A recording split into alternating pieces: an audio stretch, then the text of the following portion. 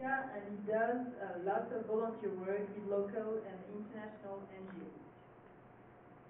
So, Olayinka, the floor is yours. Thank you very much. It's a privilege to be here. Thank you for coming, everybody. I'm going to talk about climate change adaptation and mitigation, the experiences we've been going through in Nigeria. The outline of my presentation was show that we need to understand the demographics of the country, but also know better how climate change is affecting the country. I'm going to do an assessment of the vulnerability of the country, talk about the impact of climate change in various areas in the country, of course the adaptation and the mitigation measures, individual, national, and regional in many countries. Nigeria is in West Africa, like some probably know it, somewhere around here. Here is in West Africa, and just above the country, this brown patch is the Sahara Desert, and below here, just here, is the Atlantic Ocean. So Nigeria is wedged between the Sahara Desert up north and the Atlantic Ocean down south. This is another map of the country, and the country has a lot of water resources. Down south here, it's the Atlantic Ocean, like I said. There's a major river that comes from the west, goes through the heart of the country. Another one comes from Cameroon here in the east. Both of them meet nearly at the center of the country and run down, forming hundreds of tributaries down to the Atlantic Ocean. So a lot of water resources, around from the middle belt to the southern part of the country. But in the upper region of the country, like as shown in this satellite picture, up north here, you discover it's a little bit brown, and the further you go down south, the richer it is in greenery. It shows that the Sahara Desert is slowly creeping in from the north, but because of the water resources around this general area, it's a lot of arable soil, good for agriculture, but of course there are environmental challenges as well. Now, more about the demography of the country. It's the 10th largest country in the world by population, about 160 million people. The land area is about 900,000 square kilometers. And there are three major types of vegetation, like you have seen in the last map. Up in the northern region, we have the tropical Sahel, that is close to the Sahara Desert, and not much rainfall. A lot of drought is coming in there right now, and they're having major agricultural issues. And in the middle belt, very, very green, it's tropical savanna region, and beautiful arable agricultural land. And down south, where most of the oil in Nigeria is concentrated, most of the natural resources is equally concentrated, is the tropical rainforest, and it's very rich area, and of course experiencing its own challenges as well. The population distribution, the rural population, like 47% of the population live in urban areas, 53 live in rural areas, and a little bit equal, but in the next few years, we're going to have like 60-something going to the urban areas, because most of them are looking for better opportunities, they're looking for jobs and better things. There's not much incentives in agriculture and rural development, and the government is right now trying to look into how to discourage this kind of rural urban trade. Now, the neighboring countries around Nigeria, including Nigeria, South Republic, Cameroon, and Benin Republic. And to the south, like I said, there's about 800 kilometers of beaches. Of course, those beaches are major concerns when we talk about climate change. The labor force in the country is divided between agriculture, government services, manufacturing, oil, and then trading. But of course, the economy of the country is largely dependent on oil. It's the sixth largest oil producer in the world. Now, talking about the vulnerability of the country, the slides I showed earlier would have given you a picture of some of the things that is affecting the country when we talk about climate change. Of course, the 800 kilometers coastline is a major factor. It's been heavily eroded. I'm going to show some pictures later on that will show how this is happening. And then about 25% of the land cover, especially in the north, is prone to desertification, is prone to erosion, and a major problem. Another 25% down south is prone to flooding. flooding is a major issue right now. In the last 10 years, we have had major incidents of flooding that have saved several thousands of people, and then it's really, really challenging, to know how to deal with this issue. And adapting with it is equally another major challenge. Water resources and consequently agriculture are threatened, basically because of inconsistent rainfall. The rainy season, in Nigeria there are two major seasons, the rainy season and the dry season. The rainy season has reduced drastically in the last 15-20 years. But the quantity of the rainfall has increased. We used to have like 6 months of rainy season. Right now it's between 3.5 to 5 months. But the quantity of rain has increased. I don't know if you understand what that means. That means that there are a lot of flooding. There are a lot of rainfalls that last for 3-4 days. That becomes major challenges for communities in those kinds of areas. Now, about 80% of the country's current energy generation is from water resources. Those two major rivers that come from the east and the west, as I showed earlier on, we have two major dams on those rivers.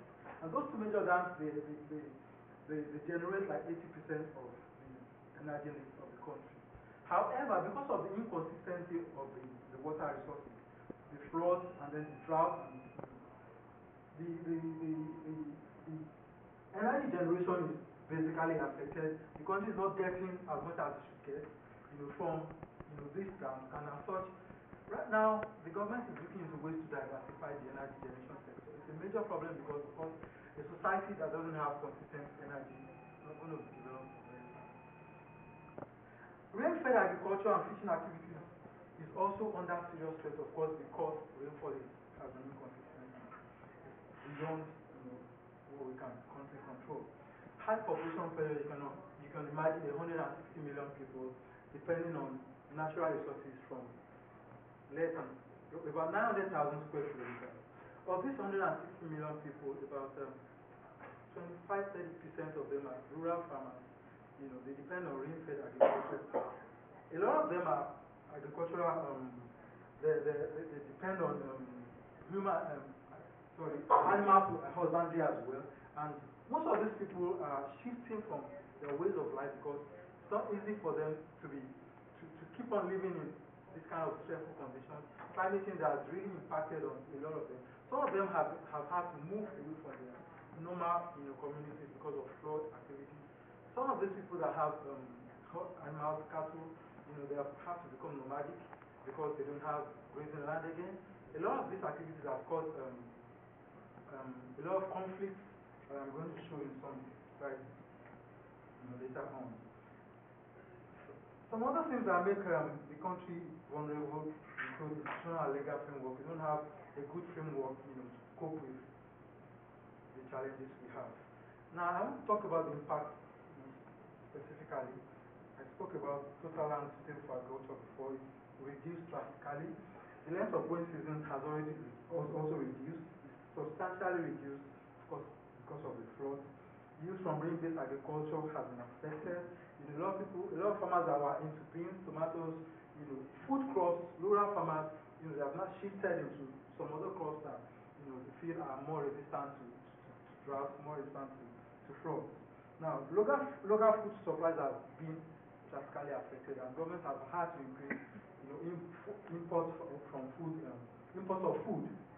from other countries. This has affected the economy, especially, the lives of the farmers in the country. Coastal systems, like I mentioned earlier, the 800 kilometers of coastal areas, most of these areas have major cities. People like to live near water bodies. And like 20-30 years ago, these issues we didn't have flooding issues. A lot of houses were built in coastal areas. For example, in Lagos is just 2 meters above sea level. I'm going to show some pictures of Lagos, later on. And 20 years ago, this kind of issues was never a problem. The first picture is a school. It's a school near about 2 kilometers from the Lagos beach. Very, very far. The first major flooding incident they had was in 2007. They had to evacuate everybody. And the place had to be closed down. They could never use the place again. These other pictures, these are real life pictures of things that are happening in some lowland areas that are not rural, these are urban areas. Government has to evacuate all of these people to, inland areas to help them to adapt.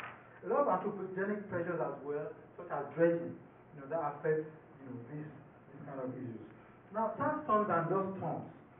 Like I said earlier on, from the north, the Sahara in the north, and the Atlantic Ocean in the south, there are two major air masses. The tropical maritime comes from the Atlantic Ocean, tropical continental from the Sahara Desert.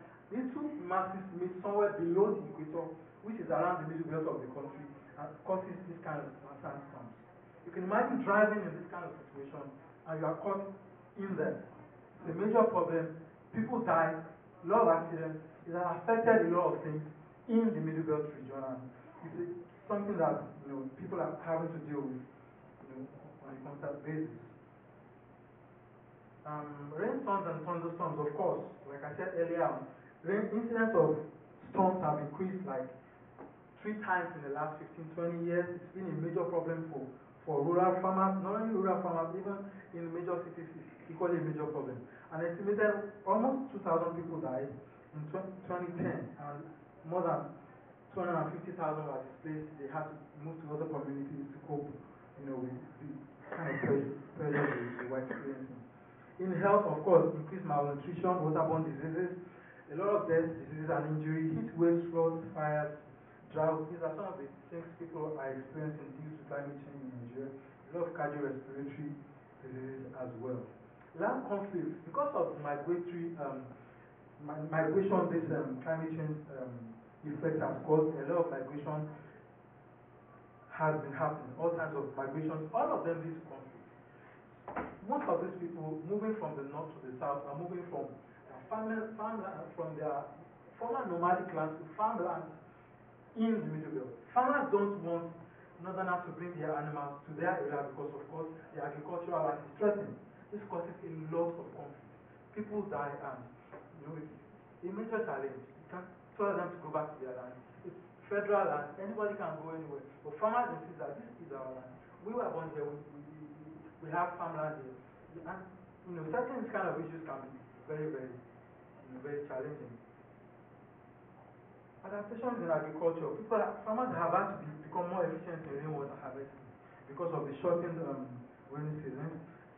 More community effort is being experienced in managing community water resources.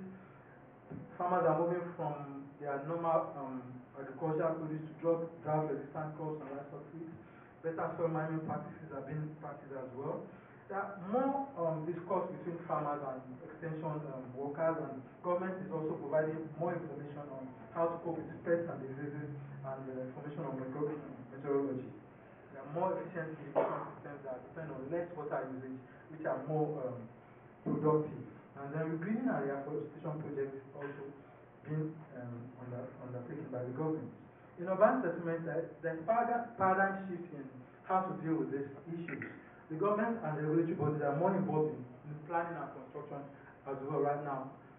Rather than before, they were more involved in regulation. But right now, they're more involved in planning from the basic stages, and they're saying that this is what can help in controlling some of the effects of climate change. A lot of wetlands have been built upon in the last 15 years. Most of the people and the houses in these wetlands have had to move to other areas because these are flood-prone areas. And there are areas that they are natural water sinks, and of course you have to move away if you want to protect your life and property. Public enlightenment programs have also been increased, stepped up by the government, especially on sustainable solid waste management programs, so that the government can know how to deal with the situation more. Food security, I don't want to talk about this a little bit because in Africa, most of the markets are like farmers' markets here. We don't have food storage facilities. For a farmer that has like 50 baskets of tomatoes and has a way to sell all 50, like 20% or 30% or even more of that waste is wasted. We don't have food storage facilities. So the government is looking into mega storage facilities for farming produce in order to help cope with food security in most of the rural areas. In the health sector, there is more emphasis on prevention rather than treatment, public enlightenment and education, and then environmental sanitation and disease vector control as well. These are issues that the Ministry of Health have had to really go into. I I've been told that I have to shorten the time. I want to talk about Lagos State because Lagos is the smallest state in Nigeria, but it has the highest population of 16 million people. It's like an island, like the Isle of Manhattan. If you look at some of these pictures, it looks a little bit like New York City. It has the challenges that New York City has. The major things about Lagos is that Lagos has a beach of about 18 kilometers. In 1980, the beach was about 100 meters away from the city. Now, in 2010, the government had to do some beach resilience, do a major beach resilience project, to ensure that the beach doesn't actually take over, major parts of the island. And that beach resilience project, consists of major rocks from all over. And it's working a little bit. Presently, this is how it looks, but then it's not solving the equation because in like 50 years' time, we don't think that island is still going to exist. Atlantic Ocean is going to take over a large part of the island. So the government thought about the Atlantic City project. The city project is land reclaimed from the Atlantic Ocean. It's going to be about 10 square kilometers. It's meant to stop erosion or to control erosion, of the Lagos coastline. Upon completion, the island is anticipating about 400,000 residents and the daily flow of about 250,000 commuters. Well, this kind of project has been tried in Europe, especially in Poland and Denmark. I think they have something similar in Delaware and in New Jersey here as well. This is Lagos as it is. And this small part is the Atlantic City project. This satellite picture is Lagos, this is the island, and this is the Atlantic City project. If you look at this very closely, the waterways coming here, they're going around in circles. And that is limiting the effect on this coastline. That's what the project is all about.